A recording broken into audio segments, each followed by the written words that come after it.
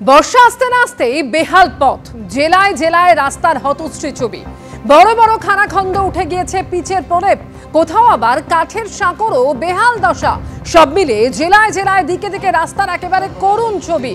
এই ছবি সামনে আসছে জেলায় জেলায় বিভিন্ন জায়গায়।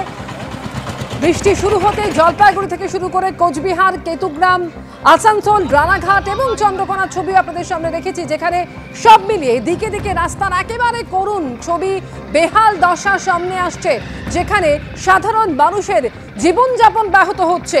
একেবারে রাস্তাঘাট বড় বড় খানাখন্দে ভরা এবং উঠে গিয়েছে পিচের প্রলেপ, যার ফলে কোথাও আবার কাঠের সাঁকোরও বেহাল দশার ছবি সামনে এসছে।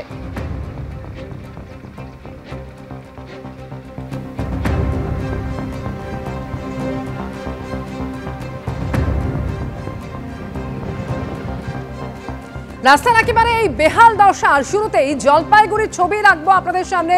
দুই প্রতিনিধি আমাদের সঙ্গে রয়েছেন, তাদের কাছেও আসবো। শুরুতেই দেখাচ্ছি জলপাইগুড়ির ছবি, যেখানে 20 বছর ধরে রাস্তার বেহাল অবস্থা, কিন্তু তাও কোনো রকম কোনো ব্যবস্থাই নেওয়া হয় না।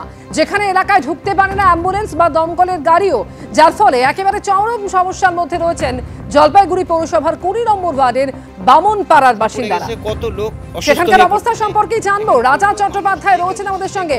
রাজা, এই বামনপাড়ার বাসিন্দারা তারা কি বলছেন? দীর্ঘদিন ধরে তারা এই অবস্থার মধ্যে রয়েছেন, অথচ কোনো ব্যবস্থাই নেয় না পুরসভা। দেখো, দীর্ঘ 20 বছর ধরে এদের যেটা অভিযোগ যে এখানে বর্ষার সময় 1 হাঁটু জল হয় এবং সেই সময় কিন্তু ভোগান্তির শিকার হয় এই 20 নম্বর ওয়ার্ডের বামনপাড়ার বাসিন্দারা। তুমি দেখতে পাচ্ছ রাস্তার কি বেহাল অবস্থা। দীর্ঘদিন ধরে এইভাবে গর্ত এলাকায় রয়েছে, কাউন্সিলরকে বলা সত্ত্বেও এই রাস্তার কোনো সংস্কার হচ্ছে না। এবং মূলত যেটা অভিযোগ এলাকাবাসীর, যে এই এলাকায় বর্ষাকালে যদি কোনো অ্যাম্বুলেন্স আসে, প্রায় 1 কিলোমিটার দূরে সেই অ্যাম্বুলেন্সকে দাঁড় করাতে হয় এবং যে রোগী আছে তাকে কিন্তু কোলে বা কাঁধে করে সেই অ্যাম্বুলেন্সে তুলতে হয় এবং ফায়ার ব্রিগেড তো ঢোকার কোনো প্রশ্নই আসে না। এবং এইভাবে ভোগান্তির শিকার হচ্ছে এলাকার মানুষ। আমরা কথা বলবো এই এলাকার মানুষের সাথে, দীর্ঘ কতদিন থেকে তারা ভোগান্তির শিকার হচ্ছে। কি বলবেন দাদা, এই কতদিন ধরে এই অবস্থা এই পাড়ার? আমরা এখান থেকে প্রায় 20 বছর ধরে আমাদের এখানে রাস্তা কোনো সংস্কার হয় না।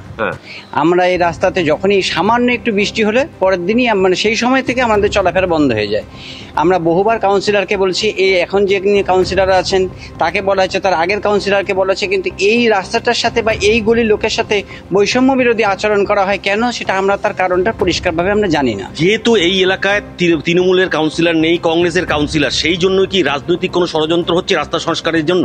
আমরা রাজনৈতিক কোনো বিষয় নিয়ে আমরা কথা বলতে চাই না, আমরা রাজনৈতিক বিষয় নিয়ে জানিও না। আমরা সাধারণ মানুষ, আমরা এটুকুই জানি বিগত দিনেও তো এখানে টিএমসি ছিল। বর্ষার সময় এই অ্যাম্বুলেন্স কিভাবে ঢুকতে পারে না? বর্ষার সময় যখন অ্যাম্বুলেন্স কল করা হয় বা এর আগে বিগত দিনেও কল করা হয়েছে, ওই মোড়ে দাঁড়ায় বা ওই মোড়ে দাঁড়ায়, ওরা টেচার নিয়ে আসে, তাও টেচার নিয়েও আসতে চায় না, বলে বাড়ির লোক আপনার পেশেন্ট নিয়ে আসেন, আমরা গাড়িতে তুলে নেব, তখন তুলে নেয়।